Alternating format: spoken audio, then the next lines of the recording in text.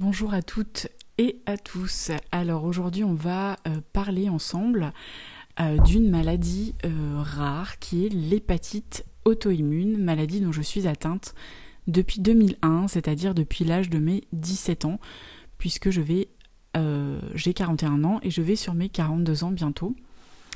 On connaît tous les hépatites virales, plus ou moins, hépatite A, hépatite B, hépatite C.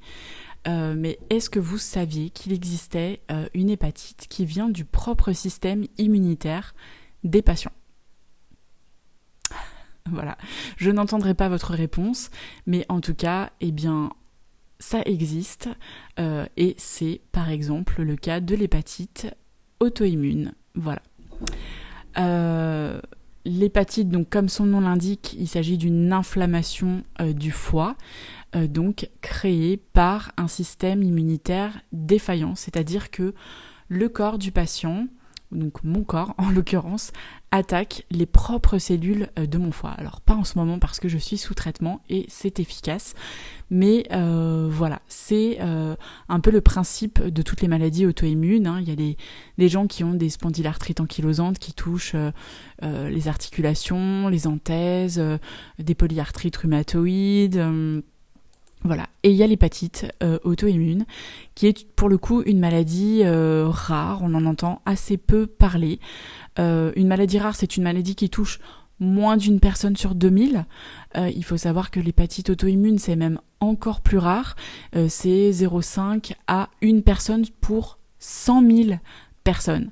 Voilà, donc c'est vraiment très très rare. C'est tellement rare que moi, personnellement, je n'ai jamais rencontré d'autres personnes ayant une hépatite auto-immune. Et oui, j'ai croisé sur internet, on va dire, de façon donc très virtuelle, des gens qui avaient des hépatites auto-immunes en Australie, en Angleterre ou autre. J'ai vu d'autres patients avec avec des maladies rares, juste en général, mais des hépatites auto-immunes, j'en ai très très peu vu. Qui est plus touché par cette pathologie ? Alors, ce sont plus souvent des femmes. Je n'ai pas exactement le pourcentage, mais de mémoire, c'était 70 à 90% de femmes. Il y a quand même une proportion d'hommes, mais plutôt des femmes jeunes, c'est-à-dire l'âge moyen, c'est 30 ans. Moi, j'avais 17 ans quand on m'a découvert cette pathologie, mais normalement, c'est plutôt aux alentours d'une trentaine d'années. Voilà, ça peut être un peu plus tard aussi, mais pourquoi cet âge-là ? Je ne saurais pas vous dire et je ne suis pas certaine que les médecins le sachent non plus. Alors, il faut savoir que c'est pas une maladie qui s'attrape.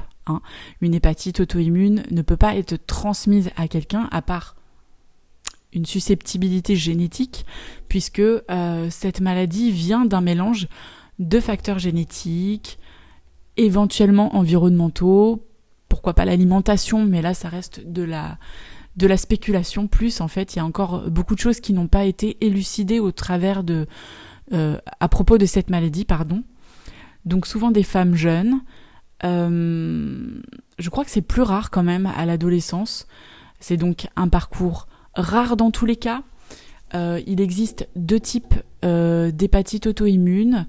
Un type 1 que je ne saurais pas vous définir exactement, qui a des anticorps spécifiques. Je crois que ce sont des anticorps anti-muscles lisses et peut-être d'autres anticorps, mais vraiment je ne veux pas dire de bêtises. Et puis il y a aussi l'hépatite auto-immune de type 2, qui est généralement une forme plus sévère, plus agressive de la maladie. C'est la forme que j'ai eue moi. Et c'est la forme la plus rencontrée chez les ados d'ailleurs. Et qui donc possède des anticorps anti-LKM. Pareil, je ne saurais pas vous définir. Il y a liver dedans, il y a kidney dedans, et ensuite, je ne sais pas.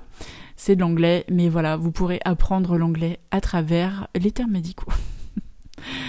Donc voilà, pour la définition de cette pathologie, c'est une pathologie qui se découvre généralement dans un contexte aigu, sévère, même si c'est une maladie au long cours. Il s'agit d'une maladie chronique. Il n'existe pas de guérison possible aujourd'hui.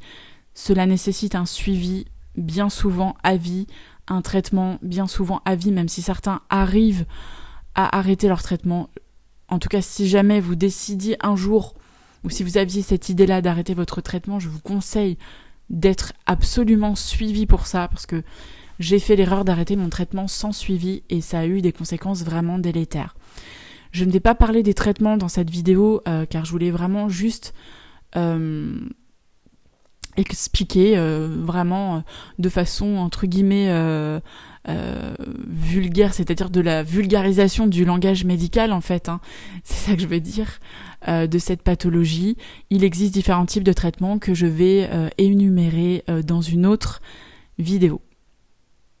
Voilà, si vous avez d'autres questions, en tout cas d'ordre général sur cette pathologie, n'hésitez pas à poser les questions en commentaire et à regarder avant, bien sûr, les autres vidéos à ce sujet.